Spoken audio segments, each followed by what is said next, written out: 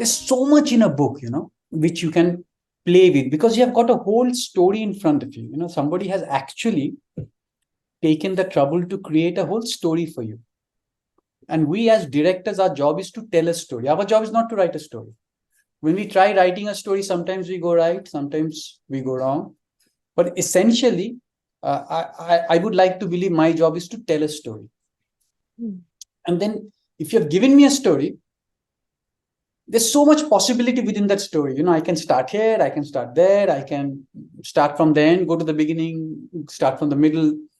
So it's just my way of telling a story, like it's the same one king who has a son who goes on an expedition, but it's how your grandmother tells you that story. So each grandmother differs. Tell me a little bit about the choice of setting. I mean, you've of course used Kalimpong also very beautifully in Kahani too.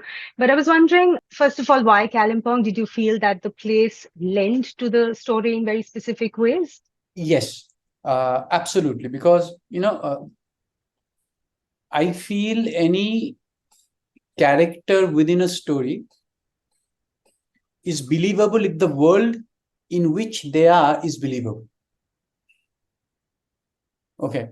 Now, if you're showing somebody who's very academically inclined, okay, who wants a quiet life, you're showing somebody who is starting to restart her life, you would need that world, where it's a smaller world, it's a smaller community where people know each other.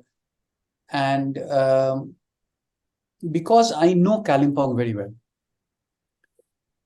I knew this would be that world where all of these people would stay. Now, that's just because I'm from Kolkata, right? Because I know that terrain very well. I'm sure if I was from the north, I may have set it in Dehradun or Missouri or, equally. Kintu ota ami chini na. I don't know that area at all, and I know this area and I know how I can use it to tell my story. And that's the reason why Kahani was set in Kolkata and why Jaane Jaan is set in Kalimpong. Thinking about this, that, the mystery thriller is obviously something that you're very drawn to. So I was just wondering, cinematically, I mean, what draws you to that genre so much? The story. Now, I think all my films, starting from Jhankar, I've always cut my films like a thriller. Irrespective of the genre. I always cut my films like a thriller because otherwise you won't be interested. Yeah? You won't sit and watch my film. You'll get bored, I feel. I could be wrong. And mystery just adds to the whole thing. But at the end of the day, I also need a lot of emotion in my film. I need my characters to be led. So till date, I have found all this in films. First I found it in Kahani. And then from there, we kept going. But it's just fun. It just, what attracts you? I'm the Jaina Kano, but yeah. Like Jaane Jaan is not, for me, Jaane Jaan is the greatest love story I have read.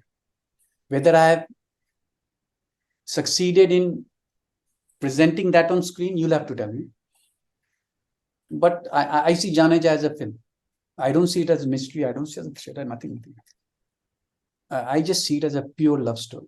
So I was just wondering, going from working within that sort of, indie space to then working with A-listers, what has changed, or has anything changed? Does filmmaking feel different now for you, or in terms of how you approach your work, your craft, in terms of discipline? What has changed? The biggest change for me has been, I think maybe more than technology, is the audience, the evolvement of audience. Like when I started out, people were not that exposed to global cinema. People were not that global. So what's happening now? I'm competing. I'm competing with the evolution of taste. Like when you see my film, your benchmarks are different. You're not just seeing a film, you're also assessing it technically. It's sound taki bhalo. How well has he shot? How good is the VFX? how good is the edit, because people are so much more aware of these things. So the audience that I am serving right now, they're much more aware of these faculties, and I have to keep up with that. I think that has been the greatest learning for me. The kind of audience I'm trying to get, like my daughter and their group of friends and everything, their taste is so different, like Oda Sharadin, they're watching PS5, they fight, and the computer graphics are so good, so good, so good. The games they play. So the action they do in the game. So if I do some substandard action, they're like, what rubbish. I get better action on my games. So I'm not competing with games also.